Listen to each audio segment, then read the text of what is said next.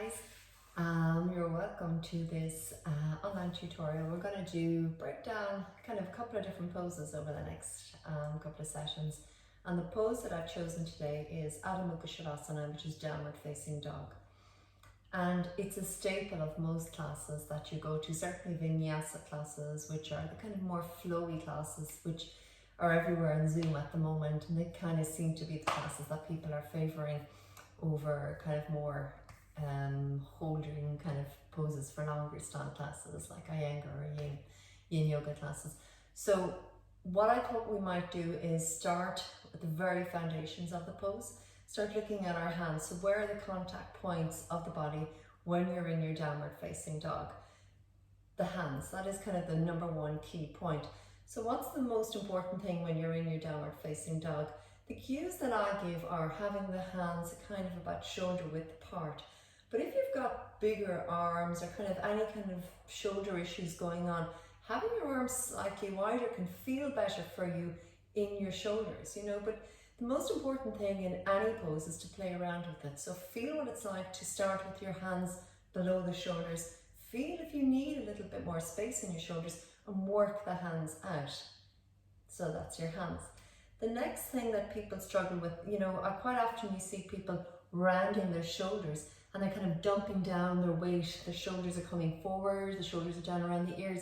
They're dumping down into the neck and into the upper back. So a way of kind of correcting that is to draw the shoulders back into the body, elongate the neck and have no tension or stress in your neck. It's meant to be a really nice kind of opening out pose and feeling the breath into the back body. It's kind of hard to do if you're kind of crunching the head and crunching the neck and crunching the shoulders in around the ears. The next thing that you're going to think about is the ribs.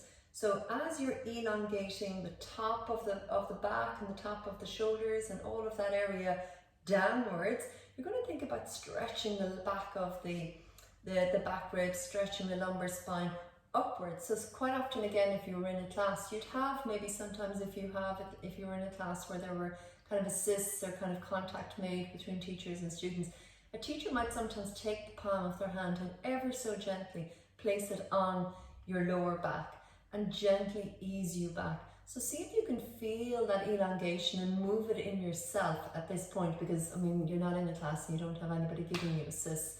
So see if in your pose you can do that yourself, and we'll work through it when I come up into the pose in a few moments. The next thing is the hips. The whole point is to get the hips as high as you can get them, okay? So we're going to start with our knees completely bent, getting the tummy down onto the thighs, so bending the knees, and also the distance between the hands and the feet. That's really, really important. Quite often we have the hands and the feet walking together, you know, too close together, because we think it's a way of, I suppose, getting the heels onto the mat easier. And that's kind of not the whole point. It's to have this lovely triangle pose, Adho Savasana. And so let's break it down and see how we go. So first things first, feel where your hands are. Press your hands into the mat, spread your fingers really, really wide, draw your shoulders back and just feel how that feels. See if you need to take the hands slightly wider, adjust them in any way that you need to do. So pressing the hands in, tucking the toes underneath.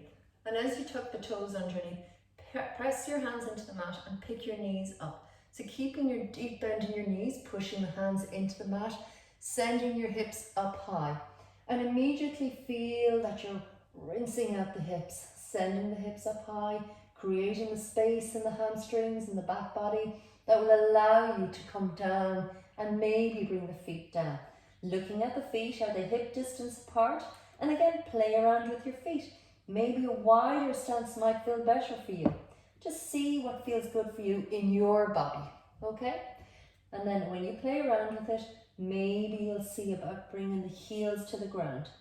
Maybe you'll do it one by one, or maybe you'll play around with your hips, sway them from side to side, and bring your heels down to the ground. But just see what feels good for you.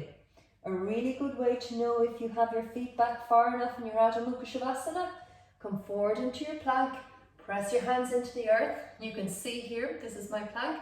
Then as you pick your hips up, bend your knees, send your hips up high, and then bring your feet back down to the earth. And you'll feel that opening in your hamstrings, you'll feel that opening in the back body, pushing your hands into the mat, opening the armpits out. If you're still here, rounding out this upper back, and you can take a video of yourself and see if you're kind of doing this, you're leaning forward. Then draw the shoulder blades back down the back, bend your knees, send your hips up high, drawing the tummy in, and then slowly, either if you want to, straighten the legs, but also know that you can stay here if this feels really comfortable. Pressing your hands in, soften your face, and breathe. And then coming back down onto your knees and coming back around. Adho Mukha Savasana, downward facing dog.